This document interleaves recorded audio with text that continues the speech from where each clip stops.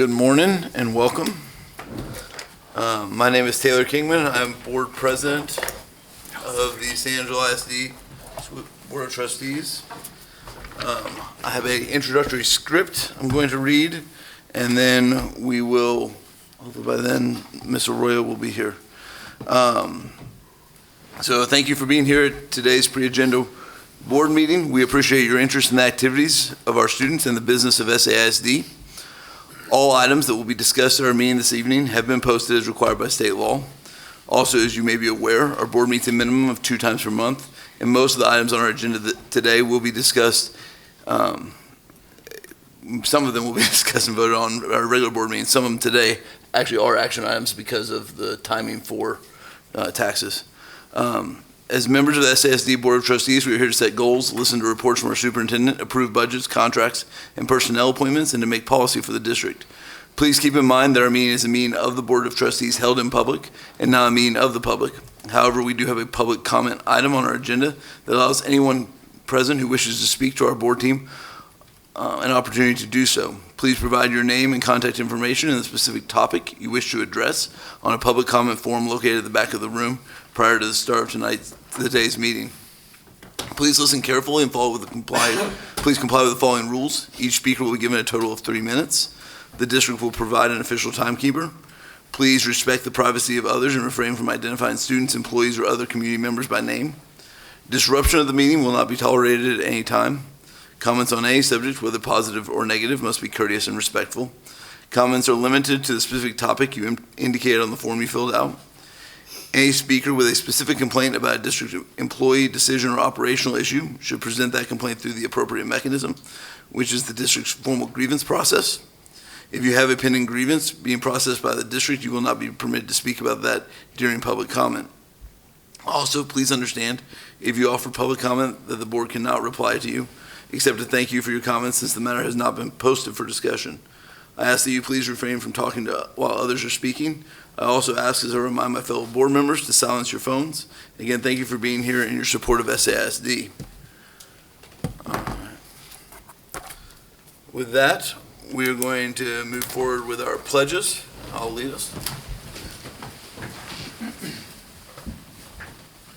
I pledge allegiance to the flag of the United States of America and to the republic for which it stands, one nation, under God, indivisible, with liberty and justice for all. Honor the Texas flag.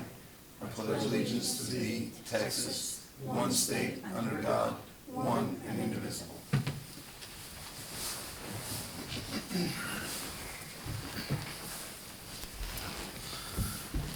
All right. Next on our, so we do have a quorum. Will you, Amy, will you just text Lupita and just see what, no one has signed up for public comment, so we're going to move forward with our budget workshop, and Dr. Brandon's going to come help us with that.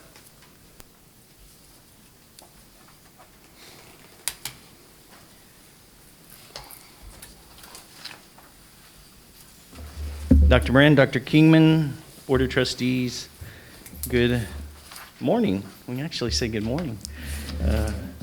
So we're going to take a quick look at the budget. I mean, we've been going through the numbers for about 3 months, both revenues, and then we went through expenditures, and then some adjustments that we were trying to make to get to the zero a balanced budget.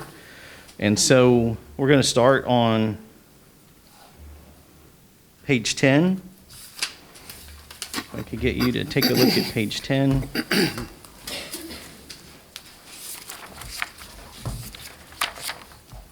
So when we work through the revenue forecast, what you see is that we ended up very close to the same 128 million, about 260,000 short for 24-25, and you can kind of compare year over last where some of that was.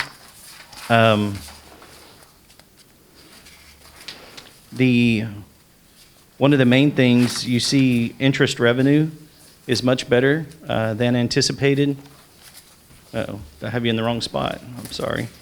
Page 16.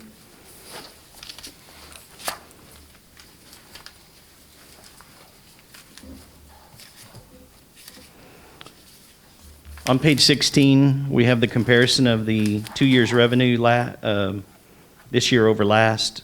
At the very bottom, 128 million on each one of the budgets, 260,000 less this coming year. And then you can kind of see some of the comparisons. One of those being interest income was much better than anticipated. We've been able to stay over 5% for the full year. And then we've talked about also that the Lee Lewis and Justice Construction have not drawn down the funds for the capital projects as quickly as we anticipated. So we've been able to keep a higher interest rate and funds coming in for the year. The one thing that probably hurt the most is the SHARS Medicaid that they did at the state and federal level across the state of Texas. So that one you see dropping from 2 million to 750,000. But by the time it all came together, very close over last year's budget. And then we've got certainly pages of each one of the programs. I know we don't want to go into those in detail. You can see the majority of those found a way to cut 4, 5, 6, 7% across the board in the different programs.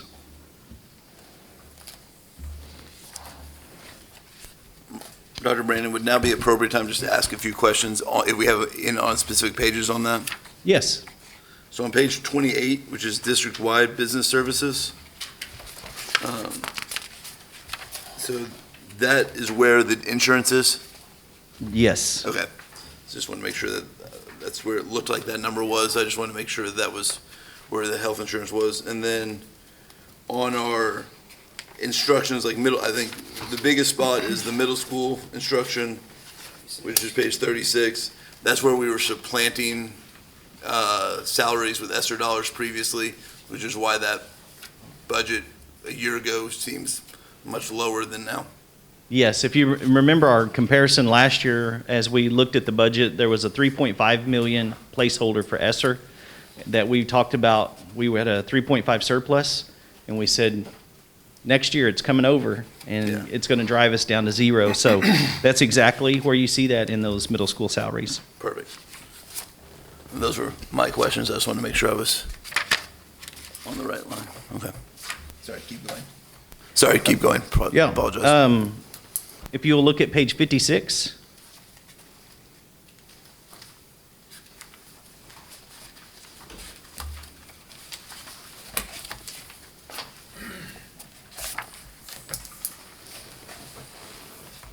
You can see the three funds that the board will approve for next year's budget on the 19th during our public meeting. General fund, child nutrition, and debt service. You see that the general fund has the balanced budget. Child nutrition is in a negative. Child nutrition has about a $2 million fund balance. And kind of what I've learned along the way, being new to that world, is when they start the year, they never know really what their subsidies are going to be, different grants and subsidies that come in. So as they go through, that number gets better every year. They seem to start in that situation. And so even though that's negative, I want you to know that they have every intention of tightening that before the end of the year. And they also are supposed to spend down their fund balance. They're not supposed to keep a huge fund balance. So even if they were to use that, would not be a bad thing. Correct me, Dr. Brandon, but child nutrition, although we're supposed to keep a fund balance in our general fund, child nutrition is not supposed to keep a large fund balance, correct?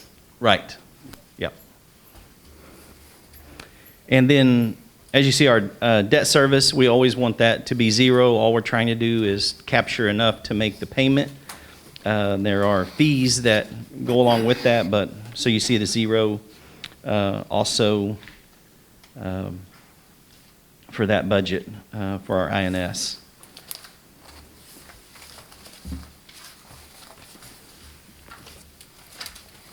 Next, I'd like to take a quick look at page 59. 59? Okay. Sorry.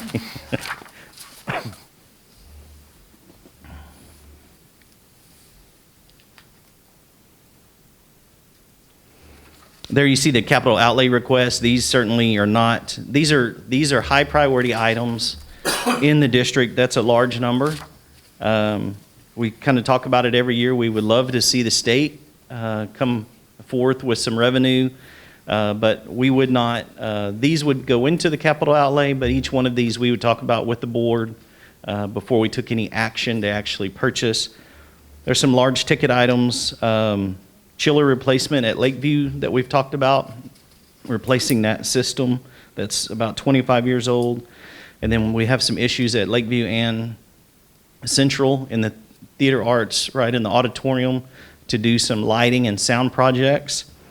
And then we have our buses, 6 replacement buses at $940,000. So this will kind of be where we start the year. We may or may not, but each one of these projects we'll bring to you before we go out for those. And so the last thing we'll look at is page 10. Just to take a quick look at our tax rate history.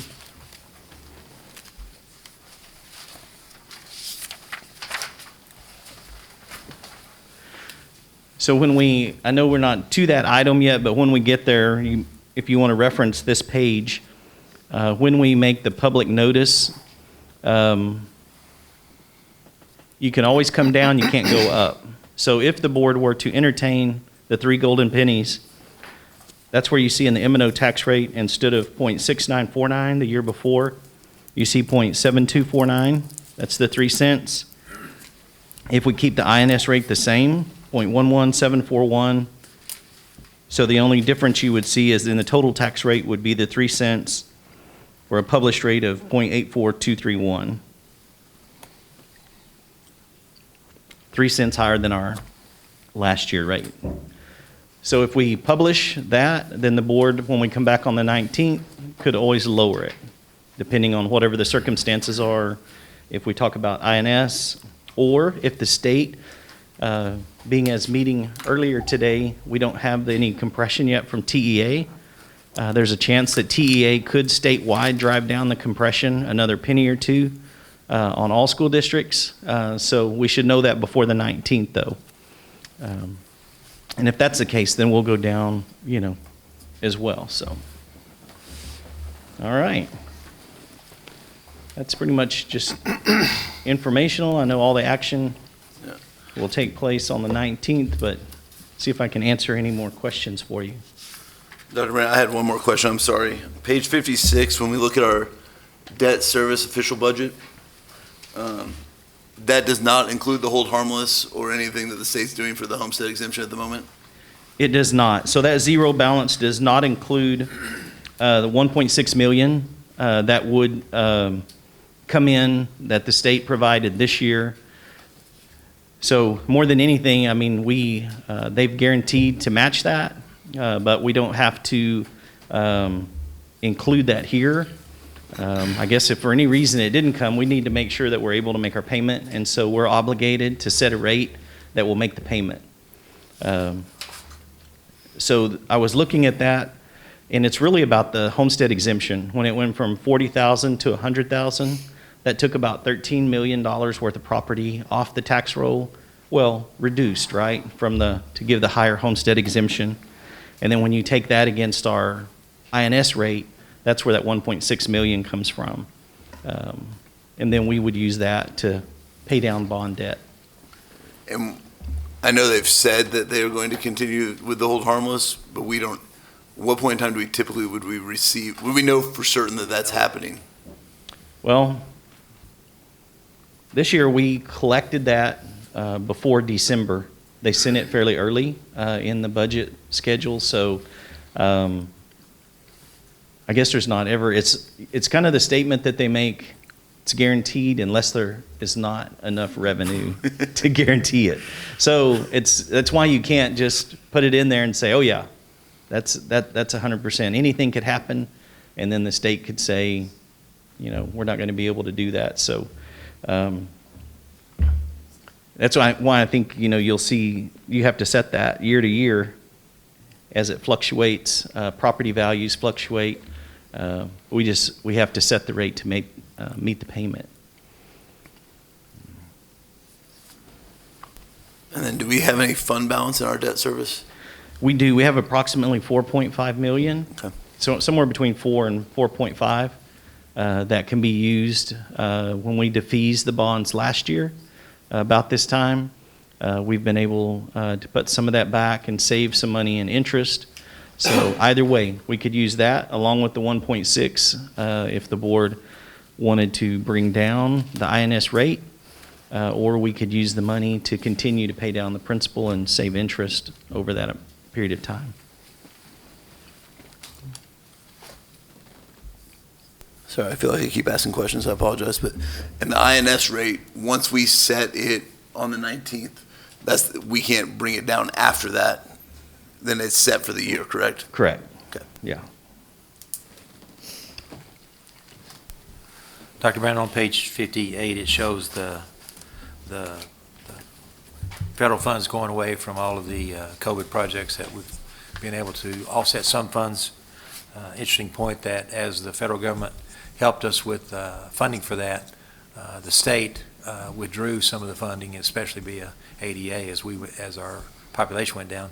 They held the line on that, so that basically was just a wash on the difference between the federal funds coming in and then the reduction of state funds as they went out. Is that a true statement? Yeah. Yes, sir. That's a huge difference right there with all of the ESSER funding coming to a halt. That's where where it really shows up in that page with special revenue.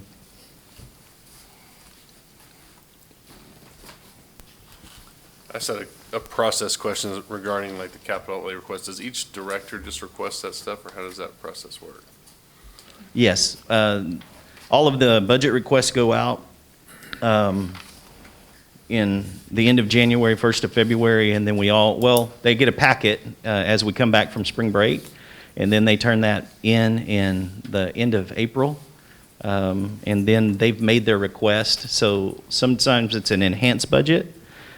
Maybe they're adding a piece of software to the department that they'll need to add to their budget year after year.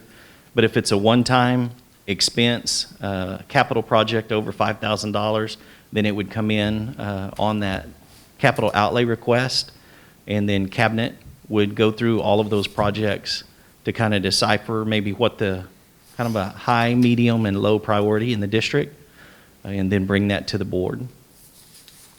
And these come out of fund balance, not the annual budget, or is that wrong? Yes.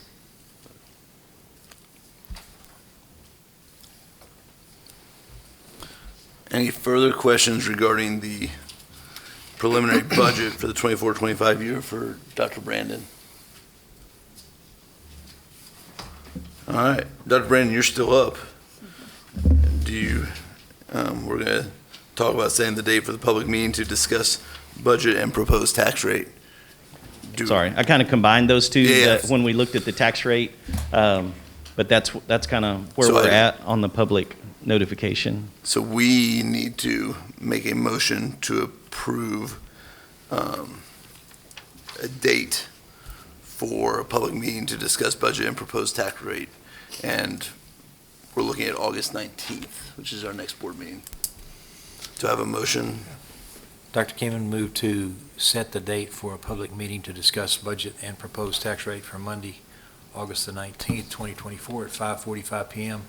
at the San Angelo ISD Administration Building located at 1621 University Avenue, San Angelo, Texas. So I have a motion from Mr. Dindal. Do I have a second? I'll second. I have a second from Mrs. Mizell Flint. All in favor say aye. Aye. Okay, motion passes 7-0. All right. So next, we need to set proposed tax rate to be published in the notice of the meeting, which we just set for August 19th. So back to page 10. You don't need to make any more presentation at the moment, or do you have more to explain about that? Or, No. Okay. So back to page 10.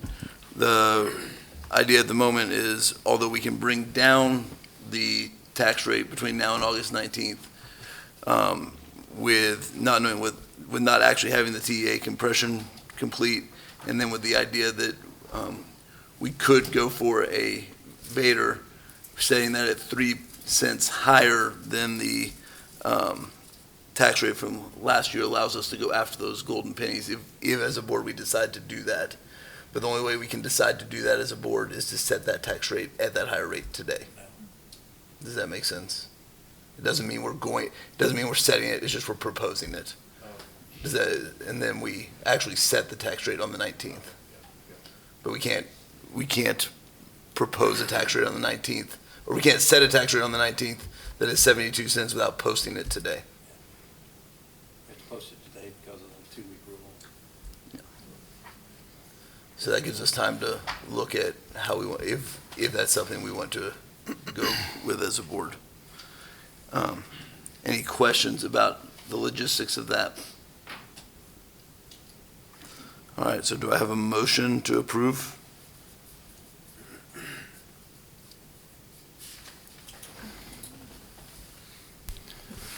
Dr. Chairman, I move to propose a budget and proposed tax rate of 72.49 cents for the maintenance and operations budget and 11.741 cents for the interest and sinking funds for publication on our website and in the notice of public meetings to adopt the budget and tax rates. So I have a motion from Mr. Dindal. Do I have a second? I'll second. And I have a second from Dr. Mills. All in favor say aye. Aye. All against say the same. Motion passes 7-0. All right. So the next is we don't have to take any action on this, but we have to approve. We don't even have to, it's just an information as far as the approval of the appraisal district tax roll. Do you have anything on that, Dr. Brandon?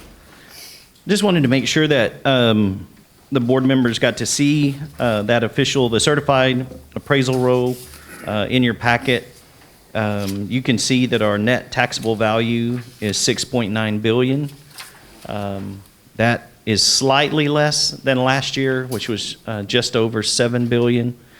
And so you can see where those numbers come from different protests and how that is calculated along the way. And then on the page behind it, all the different ag adjustments, market adjustments, homestead exemption. There's a lot that goes into that calculation, and the chief appraiser said anytime if the board ever wants to really get in detailed on that, he'd be happy to come, but I just wanted to make sure you had a copy of where we were basing our certified values on and with the tax rate for the budget. All right. Any questions for Dr. Brandon on that? All right, so we're going to move forward with a discussion regarding a voter approval tax rate election. And Dr. Brandon, you're going to lead us in that as well. This is your show today. Glad you're not sick.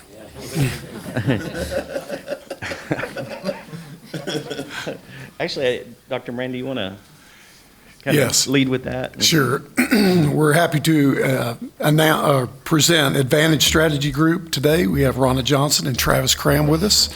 And what we'd like to do is allow the board to have an interactive conversation with them. They're going to present some information, but we're excited to have them here with us today to talk to the board about the possibility of a Proposition A in our community. So I'll turn it over to Ronna Johnson. I'm going to talk really fast because I know some of you are headed out have special plans, so be respectful of your time. But Dr. Kingman, Dr. Moran, and trustees, thank you so much for having us here today. I'm Ronna Johnson. Will you use the mic though? Sorry. Yes, just so I that will. we I'm record. Ronna Johnson. I'm the CEO and founder of Advantage, and I'll introduce Travis Cram, our Director of Client Experience. And we're, like I said, super happy to be here with you today. I'm a little quicker. All right. Advantage is a full-service marketing and public relations firm. We've been in business for almost 15 years, and as you can see, we cover all areas of marketing and PR. Our only target industry that we work in is public ed. So we've been working with public education school districts. Every once in a while, a JUCO will come across our path and need a little help with something, but most of the time, its public education districts. As you can see, we know Texas. We've been all over the place. We've worked in districts. The green flags represent school districts with up to 5,000 students, orange with up to 30,000 students, and blue with more than 30,000 students. And so what I'd like you to see is that we work with school districts of all sizes, and some have no communication staff, and some have huge communication staff. And so we're privileged to be able to plug in at however we need to and support the district in whatever that project is. We have a proven track record, specifically in working elections. We've added over $14 billion to schools and communities in 14 years. In 2023, we passed 11% of Texas total dollars and 10% of all propositions on the ballot. So not just one for San Angelo, but we count every single proposition, because we know that each proposition that a district adds is meaningful in some way to some sort of critical work or strategic goal that you're needing to accomplish in the district. And so we're very committed to making sure that those can be accomplished. We have a proven success rate in passing multiple propositions. We have a 96% passing rate in 14 years. And for those of you that I haven't met before, we have worn all the hats in elections. Myself, I was a parent, a PTA mom, booster mom, Boy Scouts, Girl Scouts, Pop Warner football, you name it, what our kids were doing, we were into. And through that, I was a bond committee member, bond committee chair. I chaired 2 PACs in my community, and then went on to do, I was a board member for 2 terms, a proud graduate of the best class of Leadership TASB. That's, for those of you who've done it, that's the part of the spiel. But did Leadership TASB, and for me, this is an extension of basically my passion. This is my profession, but it's my vocation. And so as a parent, as a community member, as a board member, and then certainly now as a strategic marketing professional, this is our work. And everyone on our staff has, 1 degree of separation from public ed. And so everyone on our team is really invested in the work that we do in all the communities that we serve. And once again, our only focus is public education. As you guys know, since you're talking about an election, this presentation is going to focus on that marketing and communication work we do for just voter education, factual information campaigns. So what we're going to be doing is plugging in with the district to make sure that, or to support you really on your communications team with all the extra work that happens during that period, and with making sure that you've got all the pieces in line to get a voter education campaign out, especially in this cycle. There's going to be about anywhere from 50 to 65% of Texans voting in this presidential cycle. So you have a lot of voters that are going to be turning out, which is great, but you've got to reach those voters as well. So we use the same tactics that we would use for any other marketing campaigns that we do in elections. So this slide is no surprise to anyone. We're going to see a highly charged political environment here in Texas. And so with that, we always start with data in our work, and that starts out with the community opinion survey. So I know some of you guys were privileged to get that information and learn more about what voters in your community know and understand about your position that you're in, the financial landscape, some of the challenges that you're facing. And so that, I think hopefully that data was very helpful, and I'm happy to kind of share with you today some strategic decision points from that data. One of the things we know, I always say, if you're a parent or you have a spouse, this is also not a surprise. Past behavior is the best predictor of future behavior, and we know a lot about voters from what they've done in the past.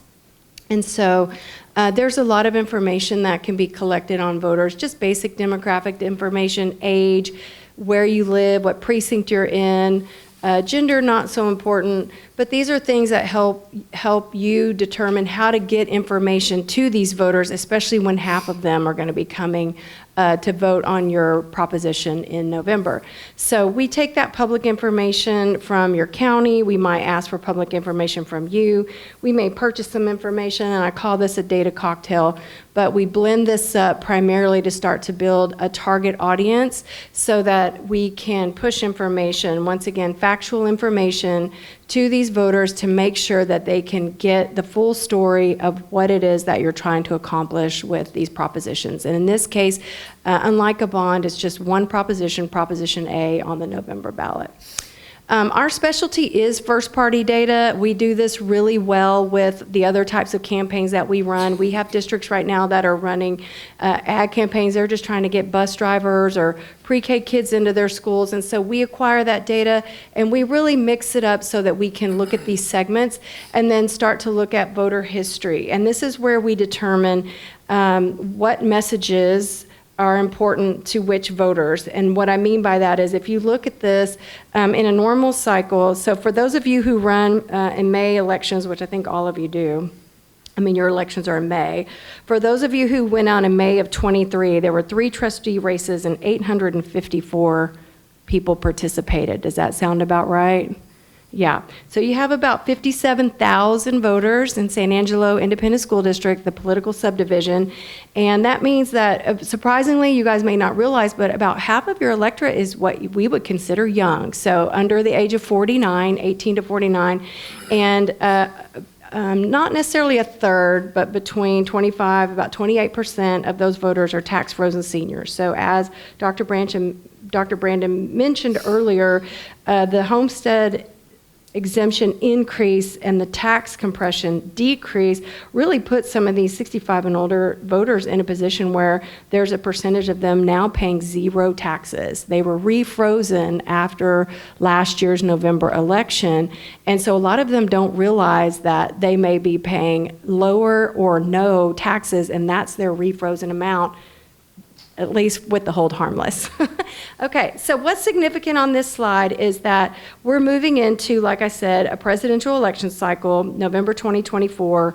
What we saw here in San Angelo was 54% of voters turned out. So you're going to be looking about trying to get your message about your Proposition A proposal to about 31,000 voters at a minimum.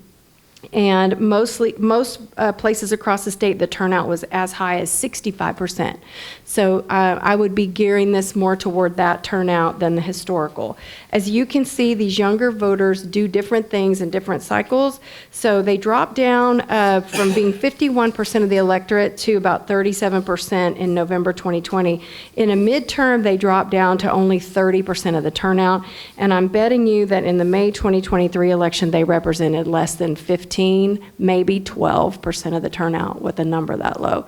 So what we see is in a cycle like this, once again, benefits you because you're going to be able to talk to people who you would normally like to be talking to, people who are parents, teachers, community members, and a lot of these people don't vote on these types of propositions frequently. I don't think your district has ever done a VATRE election before. So if you look at the ballot language, it looks like gobbledygook on the page. So we just have a lot of explaining to do to help them move through that process. One of the other things that we look at here is polling locations as well. More counties in Texas have moved to consolidating polling, and some only have one location. And so this is one of the things that we would look at once again. Just making voting more accessible for what I call regular people, and that's making sure that people can access polling, that it's not just 8 to 5, because if you're working all day, if you're under the age maybe of 55, it's really hard to get to the polls, especially if you've got kids. So these are one of the things that we look at, and we just make sure if there's a way to do that, that we can potentially add locations. Once voting starts, we do look at monitoring voting by these segments, and that really helps, once again, for you to see how different voters are participating in the election. And we also look at staff turnout just to make sure, once again, how staff voters are participating and are they able to are they being able to vote? You would think that this is an ideal cycle normally because there's 12 days of early voting, but you'll be surprised how many people wait until Thursday and Friday to go out. So this will be one of the things that you'll be looking at is how are voters participating, how many of them are participating, and once again, just making sure that you're able to get a message to those voters. Our creative side is one of the things that most school districts are really think that we're going to come in and work on, and we absolutely do. Content creation is everything. Creating messages and collateral is important, but if it doesn't resonate with the person who's reading it, that it's not timely, relevant, or consumable, you kind of wasted your time. So just posting on something on your district website or on social media isn't always enough to make a person stop scrolling or to go visit that website and look at it. So once again, our goal is to make sure that over 31,000 voters have access to this factual information so that they know what's in the election. So as we've gotten started in the district, and we've already been working on these things, we do provide the project management to actually go through this process. So we've already created a campaign dashboard with a plan, and we've already started working on messaging around the election. And one of the things that I would say, and this goes for tax ratification elections as well, these school district elections are not about taxes per se. The real reason that you're doing this election is not because you have a desire to raise your tax rate. It's because you have other critical needs that are impacting your ability to pay the bills. And for most districts, that is what I call the 1924, which is you're operating on revenue from 2019 and trying to pay bills in 2024. And so that's a big problem for all districts in the state of Texas right now. And so switching that conversation from really looking at what is it that this election is about, and it usually is about in terms of communicating this to voters and the average person, it's removing barriers that you're having with teaching and learning and creating opportunities. So barriers that you may have in San Angelo ISD are for this election, just as an example, could be the geography of where you are and recruiting teachers to come and fill some of those critical math and science open positions that you have. They're just not around here. So how do you find them and get them to come here?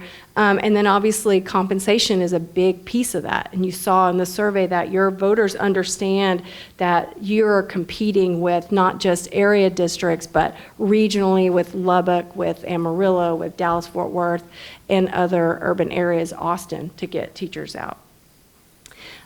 So that's the messaging piece of this, and I just wanted to talk about that. Once we come up with the elements of the factual campaign and the things that you want to communicate in Proposition A, we push that messaging out through all the available channels of the school district. So the first one would be digital, and we do use obviously social media, district and campus websites, emails, texts, all those things you already use every day to communicate with your stakeholders. We may be able to use those beyond people, beyond parents, and beyond people that are currently connected with your district to those voters that are not, to once again make sure that if they're coming to the polls, they have the ability to access this information.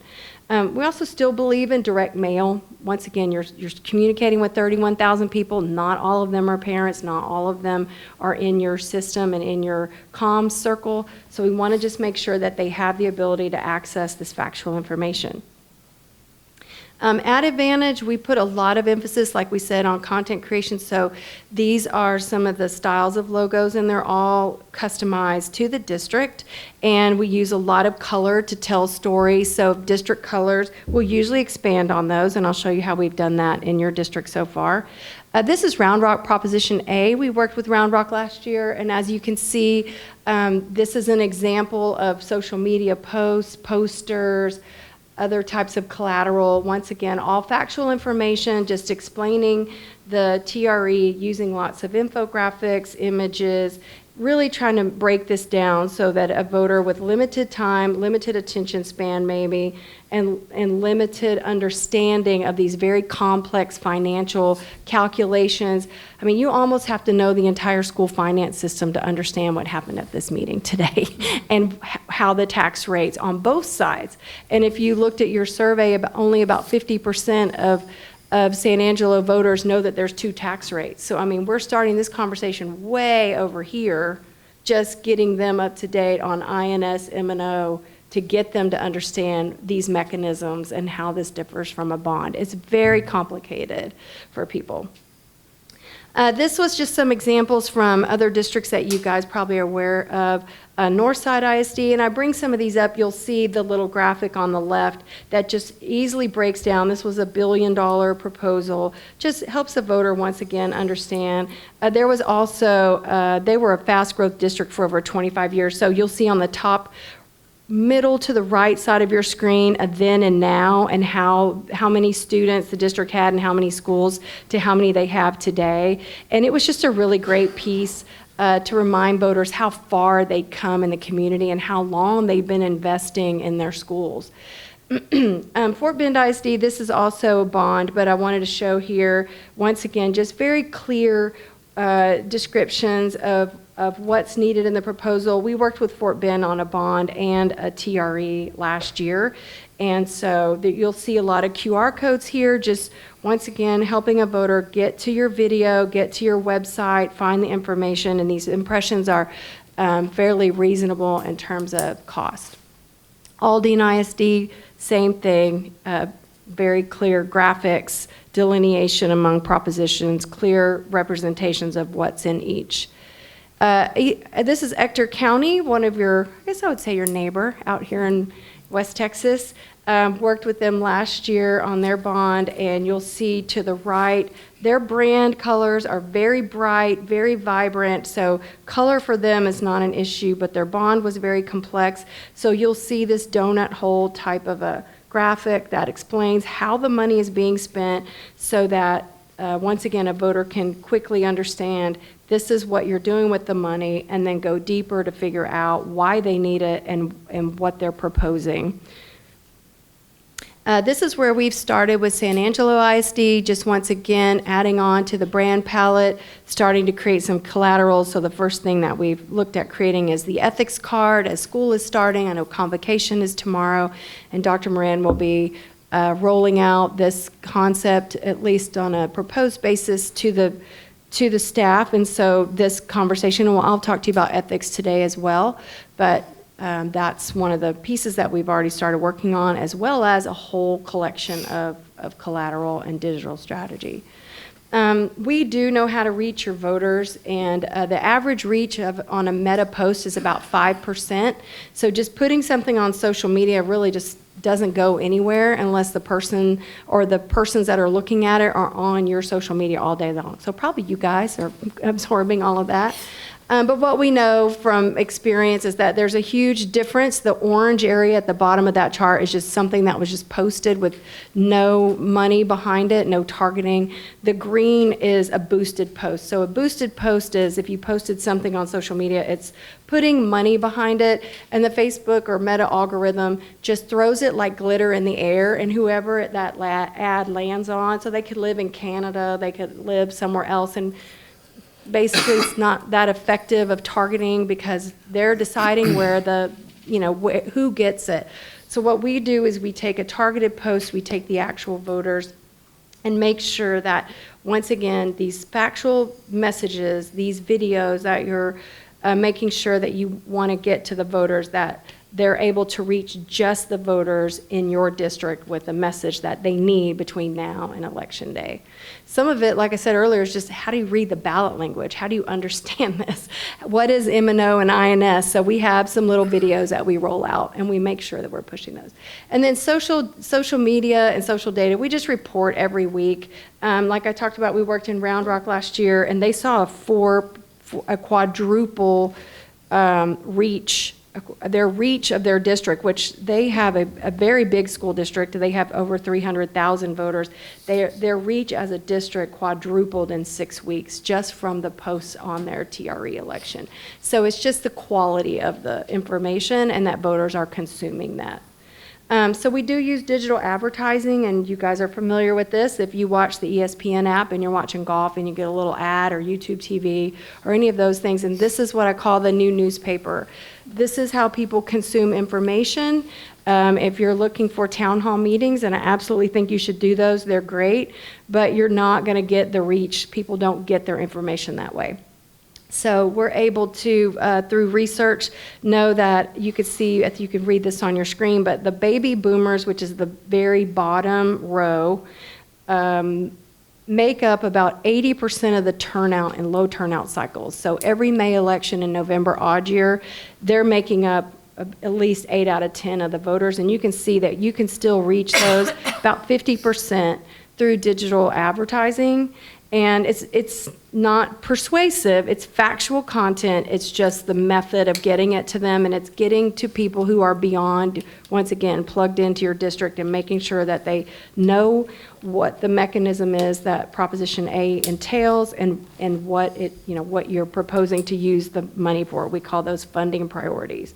You'll see that Gen Z, Millennials, and Gen X make up 2/3 of the U.S. population, and over 80% of them are on connected TV. So that's, like I said, it's a new newspaper, a great place to be, and we do provide analysis and reports every week on the reach. We have been recognized, it says national, but it's actually international award-winning work, best online video for special elections and best OTT CTV ad. So we have been recognized for this work beyond the traditional TSPRA, NSPRA channels. So I'm really, really proud of our team and the way that we approach this. For many school districts, an election decides their future one way or the other, and so that's not anything new. And for us at Advantage, just like all the campaigns that we run for our clients, we have a 96% passing rate, 110 propositions over 14 years. So I wanted to see if you had any questions about the work ahead, and then any of the data that was collected. That I know there were some questions. Questions for Mrs. Johnson? It was more of a, I appreciate your presentation, thank you very much. More of a just clarification. So your goal really isn't to like coerce, deceive, or it's purely to try and get the information, the very complex information, whether it's taxes or financial or budgets, Yeah. or all that stuff. You're trying to educate the public so that they have informed decision making. Is that correct? Absolutely correct. I mean, remember, I was a parent. When I worked in my first, I would say, election, I was asked to be on a bond committee because I was a PTA president. I had no idea what a bond was. My oldest child was in the 2nd grade. I had 3 kids. My oldest, by the way, now is the chief of staff for a state rep, so she's gone on into bigger and better things. But she was little. I mean, I was a young mom. I didn't understand any of this, and I got asked to serve just because of my role in the community at that time. And I know that these things are complex from doing it from a community member standpoint, and as a board. I got on the board in 2012, and we were in the same situation that you're in now. And we had riffed 130 teachers, and we had like another 40 to go when I got on. And so it was hard times. I mean, it was 2011 and 12 were really hard. And so I learned from we did, I think, 2 TRE elections and 1 bond when I was on the board. And then obviously I've worked in over 100 communities across the state. These messages are not intuitive to people. And it really, once again, the taxes is important. They need to understand the financial implication. They need to understand how it's going to impact them personally and how it impacts the district. But really, most of the time, what they want to know is, what are you doing with the money? What is it that you're asking me to do? What do you need my money for? And so that's the piece that, especially when you have 31,000 people coming instead of 854, that's a much bigger number to reach. You'll see a much less number in May again.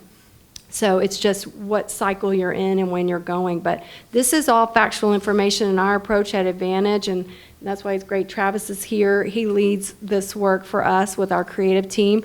But our approach is really a spoonful of sugar, just one bite at a time, not trying to give you the whole story. If somebody had sat in here and listened to Dr. Brandon earlier, and although he's very articulate, it's very complicated to understand the mechanism.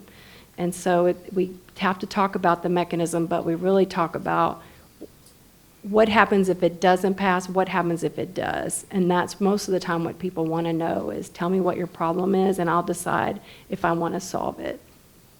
And some people don't. I mean, that's the reality of these elections. Some people say, I'm not going to be part of the solution for this. And that is okay. That is fine. But our job is to make sure that they have enough information to make that decision before they come to the ballot box. Thank you. Hi. First, I wanted to thank you for coming and thank you for all of your information. Yeah.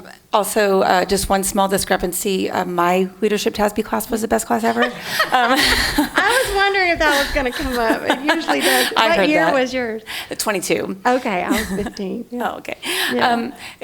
And I was just going to ask, we have several new board members that haven't been through any kind of election other than their own, so I was just wondering if you can talk a little bit about what board members are allowed to do as board members. Well, you read my mind. I was going to say I have a few slides on that. I'm not an attorney, so I'm not giving legal advice. I'm just reporting on political advertising and the law. So I was going to talk about that. And then, like I said, if there's any other questions about anything else, I know there was a question about the swap. I'm happy to answer that today or later on as you guys muddle this over and how you want to approach that. Okay, laws and ethics on school district elections. What we're really talking about here is political advertising, and that is defined as a communication that advocates for a particular outcome of an election, for or against. So that's any election, and so your trustee election, right? You had to file with the campaign treasurer. It's the same thing for these types of elections or any elections. Political advertising, by the way, is any communication in written or broadcast form, billboards, flyers, newsletters, all those things. Sidewalk chalk on a sidewalk is political advertising. And there used to be an old law that it was if you spent $500, you had to file a PAC. Now it's almost just like where two or more are gathered, or one person's intention, and that's the Texas Ethics Commission has really redefined what political advertising and advocacy looks like. Advocacy is engaging in this communication that promotes for or against, so either side of this, vote for this or vote against it. And examples of advocacy for a school district would be using words like needs, benefits, important, protect, minimize, we have to do this, our schools are in terrible condition. We can't say those things. Those are persuasive statements. And so the only thing you can do and I can do and anyone can do on the school district side is give facts. So section 255.003, no matter how much factual information about the purposes of a measure election is in a communication, any amount of advocacy is impermissible. But the school district is allowed, or I say should, because they have an obligation to do voter education to tell people what they're trying to accomplish or do.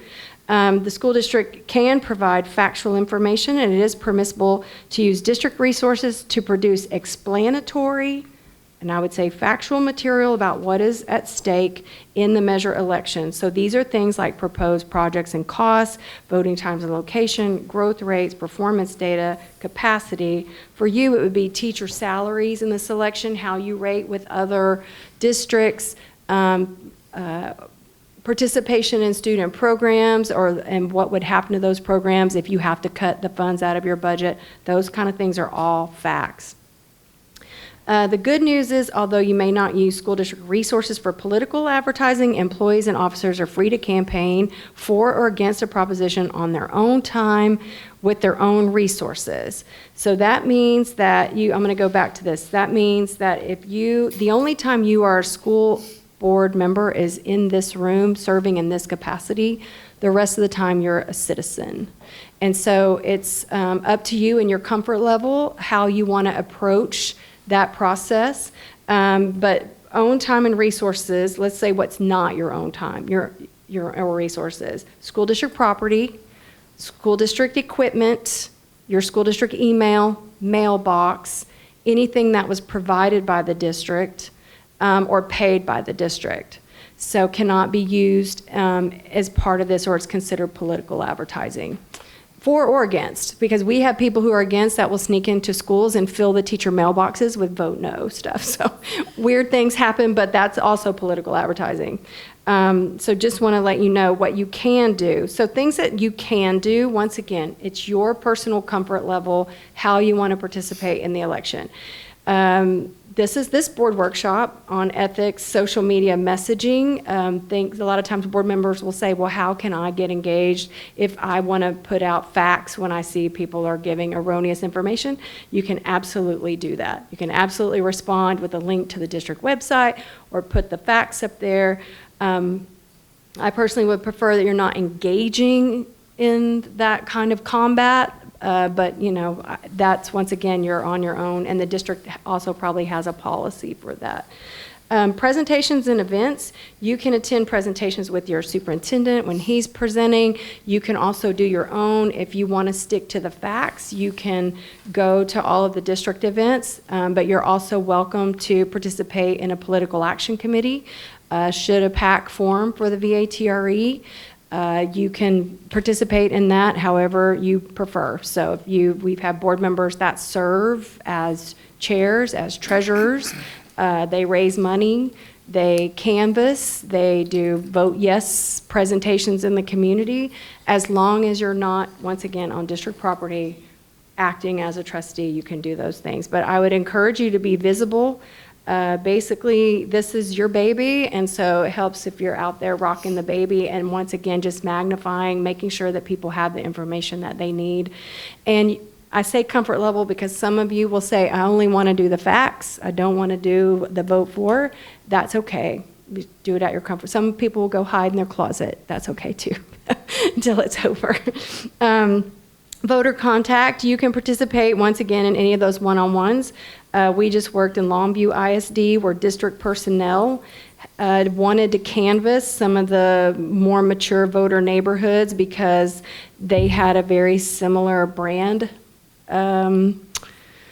perception of the district, and so some of the district staff and district leadership went out with factual messaging and just walked with district materials, and they hit with just 3 or 4 people over 2,000 households, I think, in a month, and made a big difference doing that. And really, one of them said, I wish I would do this all the time. Like, I learned so much from my community.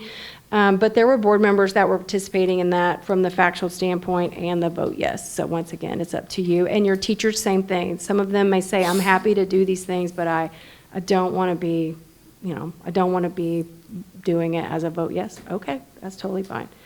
You can work the polls, obviously, and in the polls, by the way, if they're on any district property, once the election starts, they fall under federal electioneering laws, and so they become a polling location, and so you can have, it's not political advertising there, even if it's a school. Okay, and then last, you are free to engage with the political action committee activities. Should you choose to do that, write a check, all of those things as your own person, but once again, at your comfort level to do that. Okay, we do have an ethics card, and we can provide that to you. I believe it's already been provided, so Travis is saying yes, but these are the things that we would encourage you to do when the election is called. These will be emailed out to the staff so that they know where that line is between factual and non-factual, and so they can, these are the things that we would say that they can do and you can do from a legal standpoint, and number one, don't advocate during your work hours.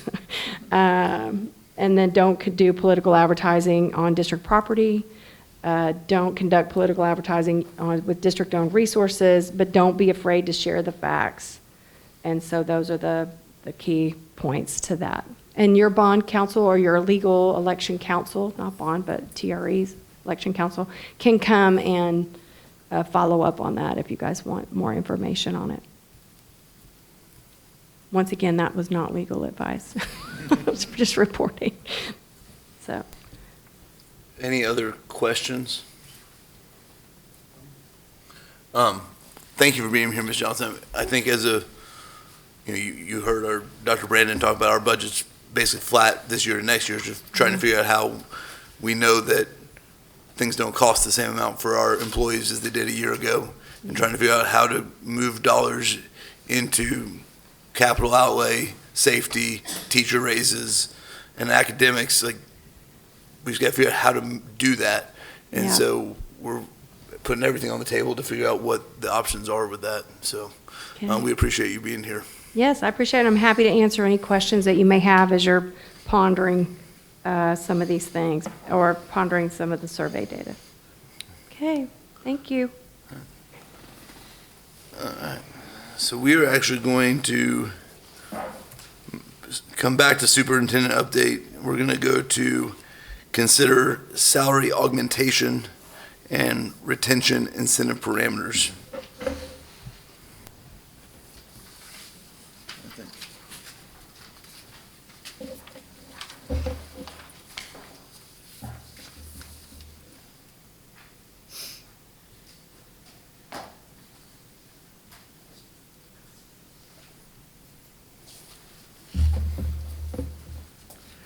Ronna was too kind when she said I was articulated that well, because I know with this mask and coughing, it's probably not. We wanted to put in front of the board for consideration a set of parameters. Anytime that you give a retention stipend, you have to come up with some ways that it's going to be paid, right? There's too many different hire dates, too many different positions. And so as we kind of look through what the different parameters were, and you have a revised copy with the yellow highlight, even after we've spent several weeks kind of working through this, even at that first two bullet, the second bullet, have been employed a minimum of 90 employment calendar days. There's a difference between teachers that stop in May and manual trades bus driver that may work all summer, right? So when is that 90 days? So we needed to add employment in front of calendar. And then half-time employees. Sometimes you hire a half-time employee with a grant and you don't know if they're going to come back in August. They may not be retained. And so we just tried to define that, refine that. When the board approved and the employees just received the $1,000, I received several emails because you had to be here on September 1. That's just the way that it was put in place.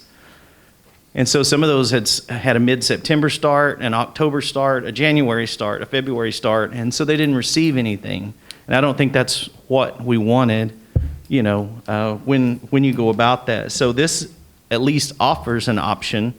If they've been with us for 90 calendar days, they would get something, right? Even if they started in March, right? You're going to get something because you're coming back. And that's the whole idea. It's a retention stipend. We want to hold on to you. We want you to be back in the district. So you had this went out so you could kind of review. And so I wanted to see if I could answer any questions about these parameters. So this is just a clarification of the thing we voted on last meeting. Is that correct? No. No, this is actually going to set the foundation for the next item on the agenda, which would give the board the opportunity to provide a retention bonus that would not be a recurring cost, but a one-time payment to employees that meet the criteria on these parameters. Gotcha. Thank you.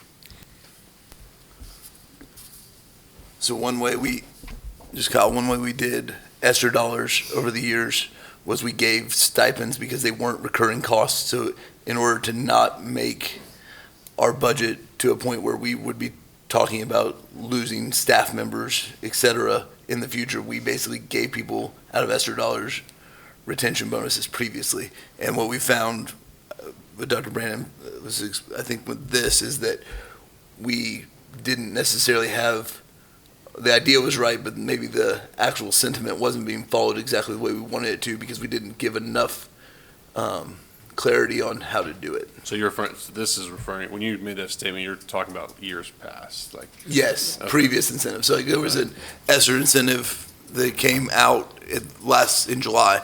Yes. Correct? Yes. That we approved 2 years ago. But that was only for employees who worked for us September 1 and were coming back to be with us this coming year. Correct. And so if someone started after that, there was no way for them to be included in the retention bonus. Gotcha. So, any other questions about the parameters that have been set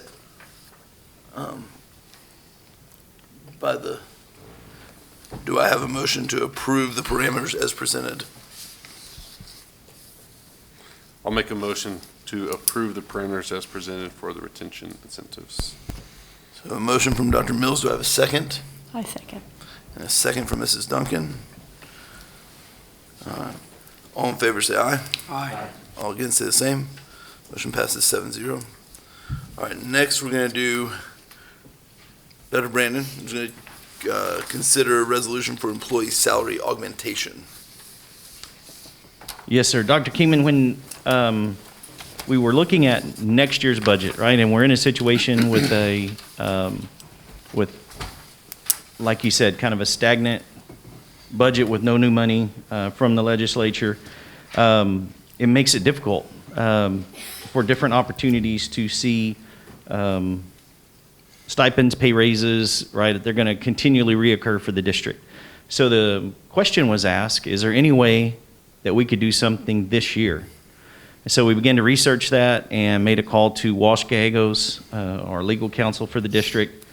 And if the board passes a resolution that serves the good of the district and the good of the community, then you could take funds from this year's budget before the end of August, and that could be made to the form of an incentive stipend to staff. So we put some numbers together as you kind of look at the general fund estimated balance. So the 60 million would be after. So the question was, what if we gave a 1,000 or 1,500 or a 2,000 stipend per employee? At $2,000 per employee, that was just over 3 million. And so we took that amount out of the general fund and then ran the numbers to see what would be left. So when you look at this and you see the 60 million, the 3-month reserve, and then what we hold back, right? We still have some construction money to go out to Fannin and McGill. We have our technology project, the server room at Altaloma. We have the demolition, both at McGill and Altaloma.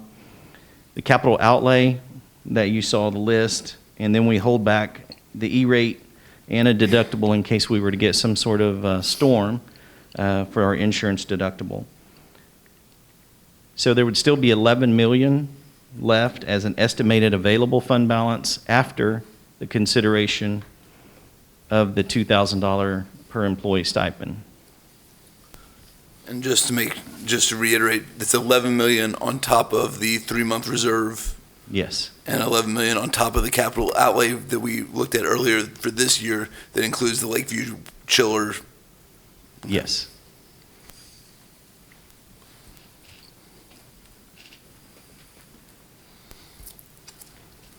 So, a lot of this comes from the fact that as a board, we've discussed the fact that we want to make sure that we're not adopting a budget that we cannot afford in the future. And so we've been able to make good decisions to make sure that we had the 3.5 million of ESSER dollars in our budget to go forward to this year so we could do a balanced budget. But that we also understand that our teachers and trade workers and bus drivers and every staff in the district, things are more expensive right now than they were a year ago and 2 years ago.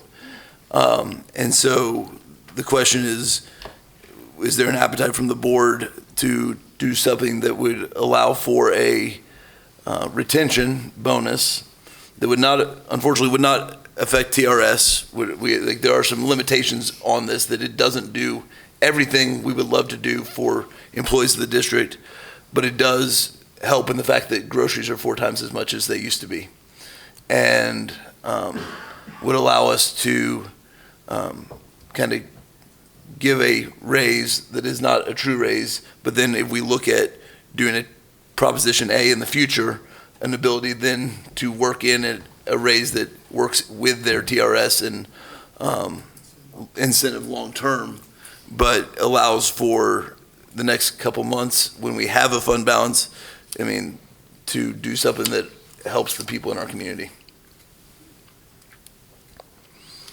Any questions?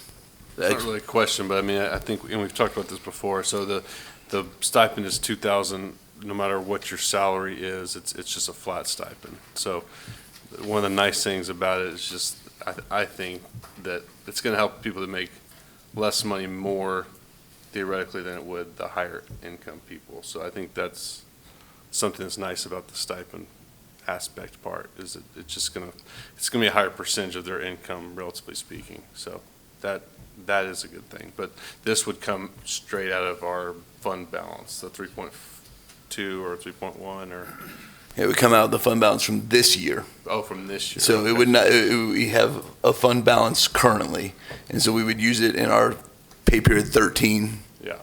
to give incentive out of this year's budget for where we have added to our fund balance because interest rates are higher, because Justice and Lee Lewis have not drawn down the way, like, our fund balance has grown. Right. And so because of those things, it's given us an opportunity to do something, but that then does not create a recurring cost to where a year from now, we are looking at cutting positions because we gave everyone a 3% raise out of fund balance. Right.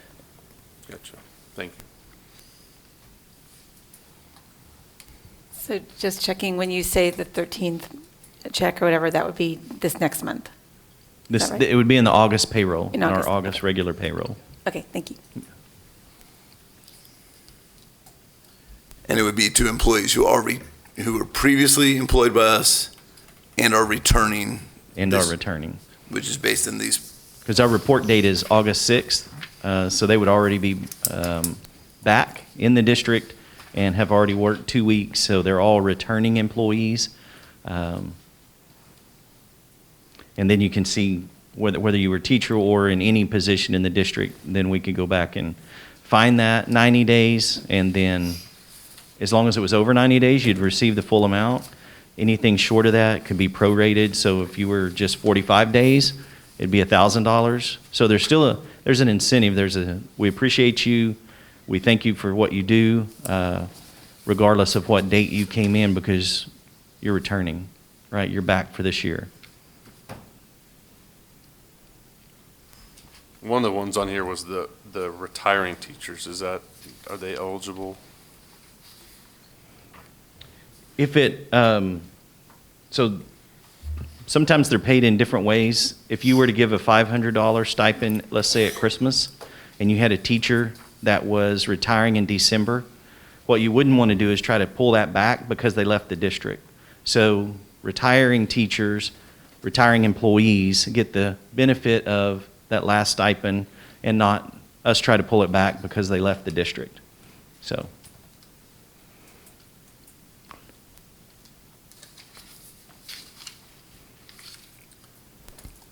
further board questions or comments for Dr. Brandon?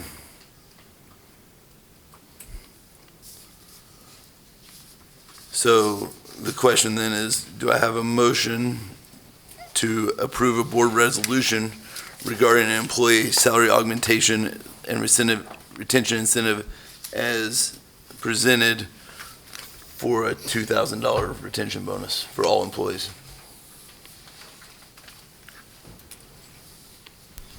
Dr. Keeman, I move to approve the resolution for the employee salary augmentation of $2,000 or prorated. And do I have a second? And so I have a motion from Mr. Dindal and a second from Mrs. Duncan. Any further board comment or question? All in favor say aye. Aye. All against say the same. Motion passes 7-0. So, Next. Dr. Kingman, before I go, I would like to just say, because Ms. Flores is with us today, how much I appreciate her help in pulling that all together, right? Those numbers and all the estimates takes quite a while, but I appreciate the team and their work so that we can give you good information to do that. So, Dr. Brandon, we live in challenging times, and we want to make sure that we do the best we can for all our employees. So thank you, Ms. Chavez and Dr. Brandon, for working on this, because I know we've been fretting about the situation. And again, as we move forward, again, it's trying times the way the state does our budget for sure. And with the some declining enrollment and with the ending of the ESSER funds, there's not really a short way to cover your budget other than just tighten your belt and do the best you can to make sure you cover your expenses and take care of your employees. So, thank you. thank you. all right. So now we have superintendent update. And this, do I have to say anything special about this since we added it to the, okay. All right, for the board's pleasure, we need to give you an update on just a recent issue that has arisen in the district. Last Thursday at San Jacinto, we had some employees that were there on campus, and they were having difficulty opening their classroom door. And And there were some other things that they noticed, sloping floors and other things on the second floor. So we immediately got a hold of Mr. Kennedy. He and his staff took a look at it. He had some concerns about it. Ms. Beers, our principal, is here with us this afternoon. And that whole conversation Thursday was, what do we have here? So Friday, we had an engineer on site looking at it. Ms. Beers and her staff met Friday morning and just talked about moving to a different area on campus until we could get an evaluation. So we closed down that area. The first and second floors in the central area of the school where the main spine hallway runs.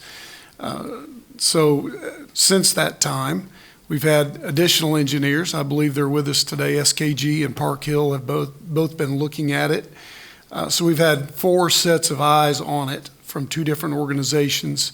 We've got some major concerns, and they're going to share their information with you today, I believe. Tony, are we good to go on that? And then when they're finished, we're going to respond and let you as a board know what we've been doing since Thursday, because there's been a quick pivot and some real meaningful conversations about how we can provide a safe environment for kids and get the year started for San Jacinto Elementary School and Ms. Beers and her staff. So, Tony, I'm going to turn it over to you if you'll introduce the gentleman or however you want to handle this, but yeah. We realized that there was more damage than what we could handle as a district.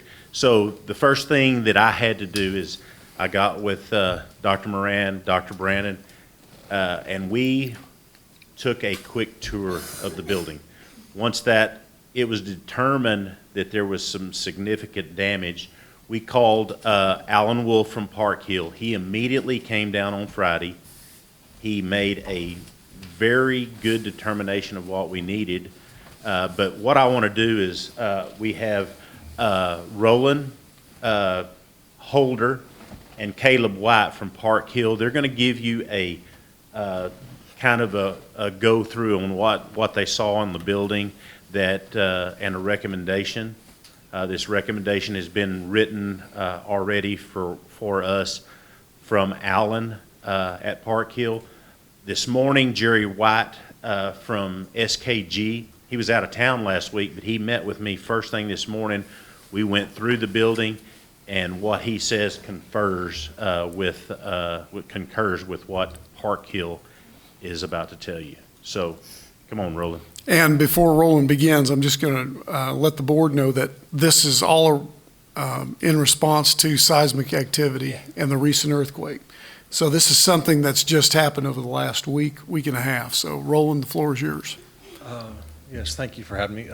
He mentioned Alan Wolf, my colleague who was here Friday. He has provided a report. I don't know if that has been made available yet. If he sent it to me, I have not seen it or forwarded it to the board, but Okay. I will immediately after the meeting. That should be coming soon. Essentially what it boils down to is that there are 2 load-bearing walls right down the spine, the main quarter of the building, and they are not adequately supported underneath, and that is now, it's failing. It's punching through the floor deck, and you can see it from underneath, which is causing the second and first floor to sag noticeably. I would entertain any questions if you have. I don't know. I didn't have anything prepared for this. I apologize. I woke up not knowing I would be here this morning, so.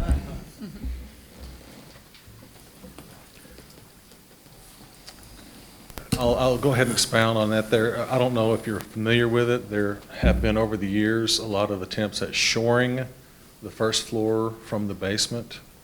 That includes additional beams, brick columns that were put in there to support. What we've noticed now, it's a recent occurrence, possibly attributed to the earthquake, but those brick columns now are cracked and popping out bricks. And we're seeing other cracks that are new or growing that we weren't noticing before.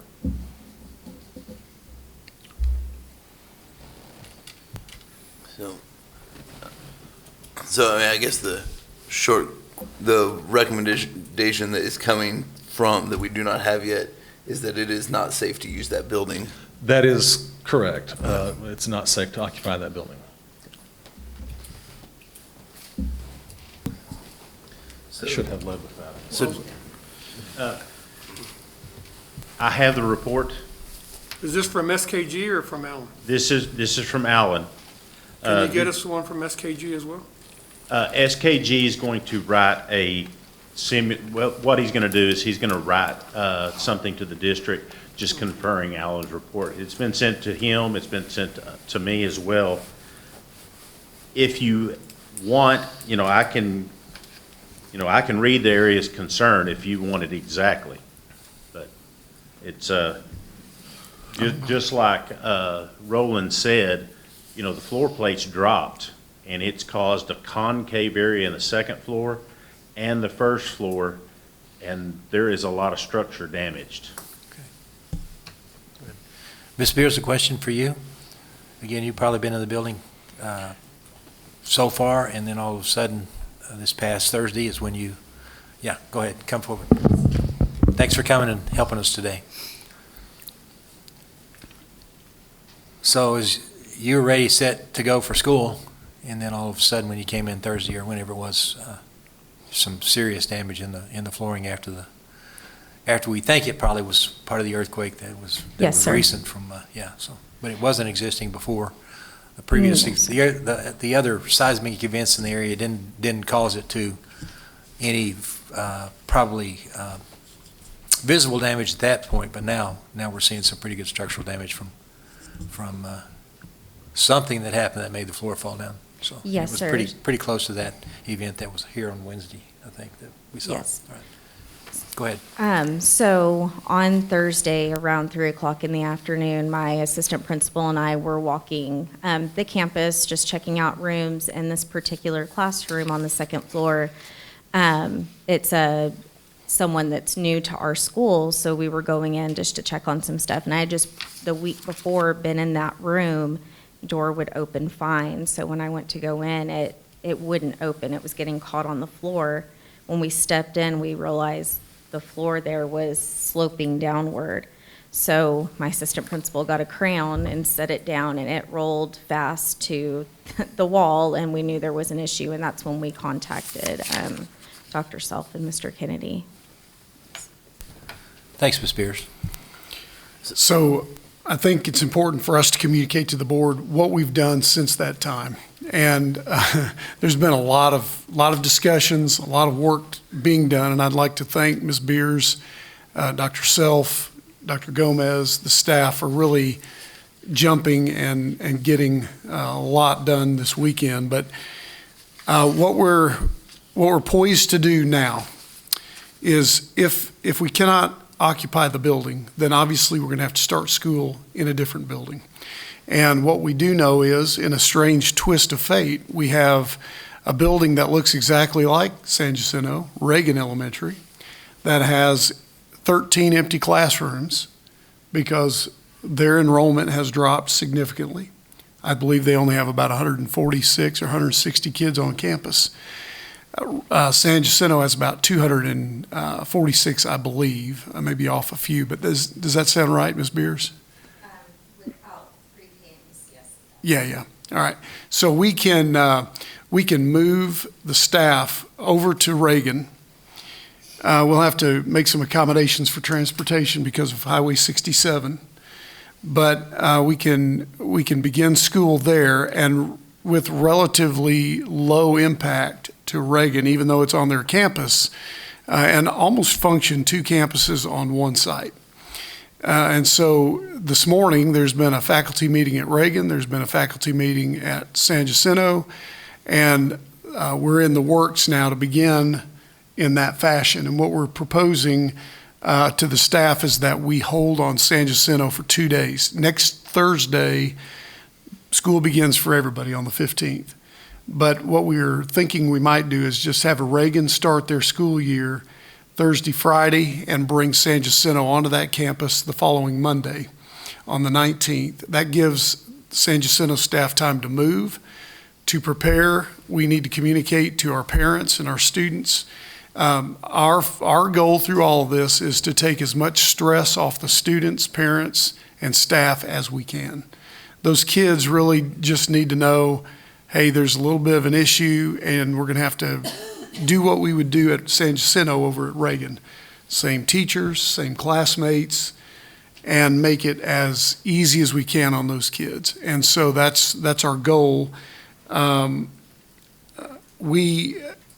There's probably a lot more to this conversation at this point that I don't know because they've been working all morning.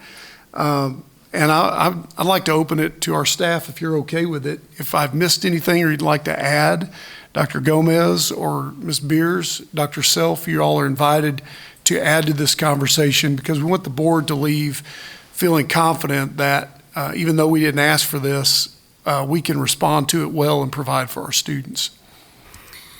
Thank you, Dr. Moran. I'd just like to add for clarification for the board and anyone watching, our early childhood special education, our pre-K, and our tiny Texans would remain at San Jacinto. They are all in exterior buildings that are safe, and we have plans to continue child nutrition, PE, music, and other access to curriculum. So they would stay, and that's in our messaging that the district is responsible for sending out to parents so we can give them accurate information on how they'll be impacted. Kinder, first, second, third, fourth, and fifth would move over and join Reagan. We would basically run two schools within a school where Reagan occupies the main building and San Jacinto occupies the exterior portions. We have specific drop-off and pickups, separate for both, and we have an office for San Jacinto ready to go in that messaging that our communications department is ready to share with parents.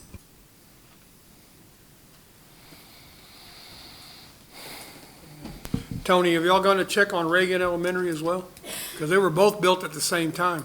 Yes, So, myself, SKG, and actually Roland and Caleb, we have all looked at it. There's some structure that was built a little different in Reagan and some beams that go across, so we feel confident. You feel confident?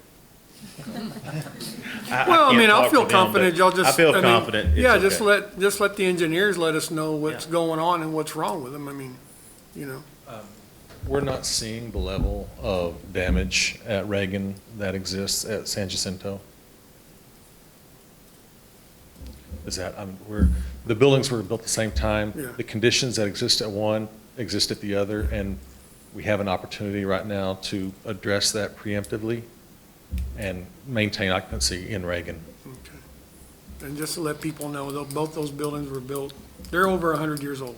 117, 117. but who's counting? Yeah. So, So obviously, there's going to be a lot of communication going out over the next soon. Yes. We are ready. Okay. As soon as this meeting ends, we're going to flood the parents, the staff, and then tomorrow at convocation, we'll mention it as well. And so, and the plan is to run San Jacinto, just to make sure we're all on the same page, run San Jacinto as its own campus on Reagan's footprint. You are correct. And we're going to keep the things in the exterior buildings that are at San Jacinto. And then we are going to continue to work with our engineers about what our long-term plan is for San Jacinto. Right, and I'll address that by saying we're going to get the year started. We're going to depend on them to give us feedback on what this means for us as a district so we can bring this back to the board to say, all right, here's short-term solutions, here are long-term solutions, this is what it could cost us as a district, and then the board can make an informed decision at that time. Dr. Moran, can I just clarify, both Reagan and San Jacinto would have a start date of August 19th, and both would have a revised Meet the Teacher of Friday, August 16th.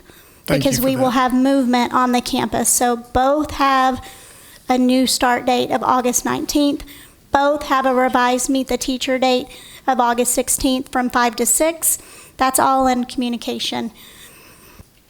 So Reagan's gonna be going from 146 students to what now? Reagan will keep their Yeah, 146 yeah, but students. with adding the. At about 250. Yes, 250. on the exterior. It'll yes. still be a small campus, relatively speaking. I would like to say that when I heard about this a few days ago, my heart kind of sunk because this is not what you need a few days before school starts. And I know the teachers thinking about moving their classroom, your school, it's heartbreaking. But, after an hour or so, I know with our cabinet, our administrative, our teachers, and our principals, we're going to make this work. We're going to be resilient. Kids are resilient. Kids will go over there. They will be loved. They will be taught. And we're going to move past this. So thank you for all the hard work, Tony, you engineers, everyone, because like I said, this is not something we wanted. But just like everything else, in San Angelo, we pick up our boots and we move on. And kids will be loved and taught and things will be just fine. Thank you. All right. We don't need to take any action on that. That was just an update, but any other questions for the admin team? If I could just say one thing, I wanted to thank Ms. Beards for noticing that there was a problem and taking action on it, because while this is heartbreaking, to use Pam's word, we certainly wouldn't want something catastrophic. So thank you for being observant and taking action. And just like a teacher, to use a crayon. I know, I thought I that love too. that. All right. There is nothing else on our board agenda for today. I just want to thank everyone for working with us to have this happen at this time. I really do appreciate it. All right. And with that, the meeting is adjourned.